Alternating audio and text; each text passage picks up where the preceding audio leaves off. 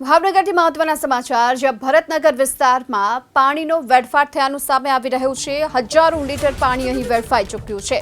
નવી લાઈન નાખવાની કામગીરી શરૂ હતી। આ દરમિયાન જૂની લાઈન લીકેજ થવાની ઘટના બની છે। પાણીની પાઇપલાઇન લીકેજ થતાની સાથે રસ્તા પર હાલ તો પાણી ફરી વળ્યા છે। ભરતનગર વિસ્તારમાં હાલ પાણીનો વેડફાટ થતો જોવા મળ્યો છે। હજારો લીટર પાણી વેડફાઈ ગયું કારણ કે અહીં જ્યારે નવી લાઈન નાખવાની કામગીરી ચાલતી હતી એ દરમિયાન જૂની લાઈનમાં લીકેજ થયું અને તેના કારણે આ પાણીનો વેડફાટ થતો જોવા મળ્યો છે।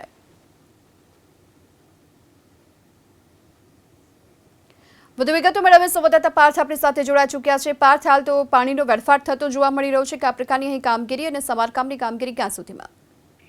જણાવી દઉં, આ ભાવનગર મહાનગરપાલિકાની બેદરકારી કહેવાય, કારણ કે એક તરફ અત્યારે આકરો ઉનાળો શરૂ થઈ ચૂક્યો છે। તેવામાં પીવાને પાણીની જે લાઈન હતી તેમનું કામ ચાલી રહ્યું હતું। એ સમયે જે જૂની લાઈન હતી તેમાં લીકેજ થયું હતું। જે લીકેજ થતા શહેરનો જે ભરતનગરનો વિસ્તાર આવેલો છે કે જ્યાં મોટા પ્રમાણે હજારો લીટરની અંદર પાણીનો વેડફાટ થયો હતો। બાદમાં જે સ્થાનિક લોકો છે તેમના દ્વારા મહાનગરપાલિકાને જાણ કરવામાં આવી હતી અને ત્યારબાદ વોટર વર્કસની ટીમ છે તે સ્થળ ઉપર પહોંચી હતી અને આ જે લીકેજ છે તેમને બંધ કરવામાં આવ્યું છે। પરંતુ સવાલ એ વાતનો છે કે જ્યારે એક તરફ અમૂલ્ય પાણી જે કહી શકાય કે તેમને ઘરે ઘરે સુધી મહાનગરપાલિકા પહોંચાડતું હોય છે, પરંતુ આ પ્રમાણે લીકેજ સર્જાય અને કલાકો બાદ પણ તેનું રિપેરિંગ ન થાય તો તે ક્યાંક ને ક્યાંક મહાનગરપાલિકાના વોટર વર્કસ વિભાગ ઉપર સવાલો ઉભા કરે છે। જી આભાર આપનો આ સમગ્ર માહિતી બદલ।